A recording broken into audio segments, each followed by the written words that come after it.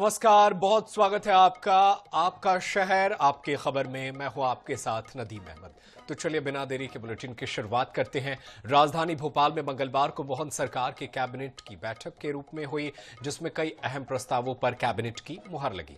Cabinet मंत्री चैतन्य कश्यप ने फैसलों की जानकारी देते हुए बताया कि प्रधानमंत्री ग्राम सड़क योजना जारी रखने की मंजूरी दी गई है। साथ ही नर्मदा घाटी विकास प्राधिकरण के अंतर्गत सिंचाई योजना मंजूर की गई है। वहीं नेपानगर और बुरहानपुर की सिंचाई परियोजना को भी मंजूरी मिली है, दी गई है। इसके अलावा मोहन कैबिनेट के और कई बड़े फैसले हुए हैं। नर्मदा बेसिन प्रोजेक्ट कंपनी के साथ माध्यम से वित्त योजना को जारी रखने पर मंजूरी दी गई है। कैबिनेट मंत्री चैतन्य कश्यप ने तमाम फैसलों की जानकारी मीडिया को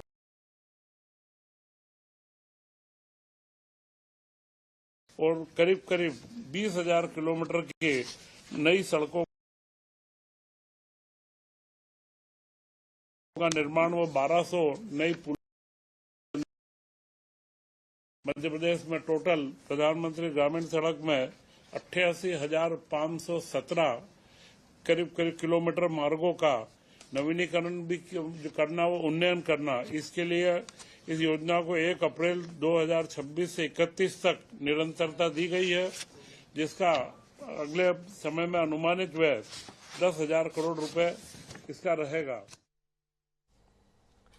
तो कैबिनेट की अहम बैठक में कई फैसले लिए गए हैं और चलिए ज्यादा जानकारी हासिल करते हैं। हमारे साथ हमारे सहयोगी ब्यूरो प्रमुख अनुराग मालवीय हमारे साथ जुड़ गए हैं। अनुराग, इस बैठक में और क्या कुछ खास रहा, किन और मामलों पर कैबिनेट की मुहर लगी है, विस्तार से बताइए।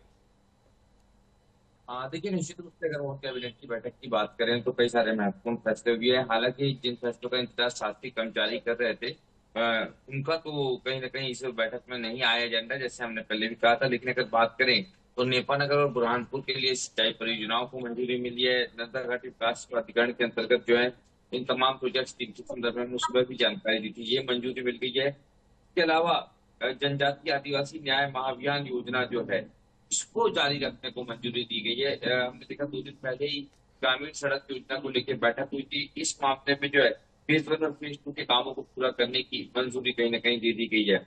अगर हम बात करें तो परिवहन विभाग का जो प्रस्ताव था, हम ग्वालियर मेले को लेकर बात कही थी, तो उसको भी मंजूरी दी गई है। तो लगभग आधा दर्जन बेहद महत्वपूर्ण प्रस्ताव है जिनको आज कैबिनेट बैठक में मंजूरी दी गई है। लेकिन इसके तहत 2-3 प्रस्ताव है जिनकी बड़ी चर्चा हो रही थी कि 3 बच्चों वालों को जो है शासकीय नौकरी में पात्रता, उस पर अभी विचार नहीं हुआ है, यानी कि उसको अभी कैबिनेट में नहीं लाया गया।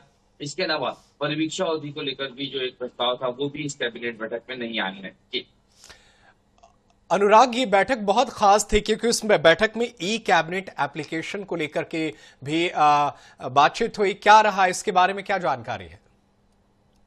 बिल्कुल, देखिए, ई कैबिनेट एप्लीकेशन जो है उसके बाद उसका आज डेमो दिया गया है, तो पूरी तरह से अगली कैबिनेट में लॉन्च किया जाएगा। क्योंकि अभी एकदम से मंत्रियों के लिए फ्रेंडली एप्लीकेशन नहीं है, फ्रेंडली चीजें नहीं है, तो मंत्रियों को इसके लिए लगभग ट्रेनिंग की जरूरत पड़ेगी। तो पूर्ण रूप से अभी इसको नहीं आजमाया गया।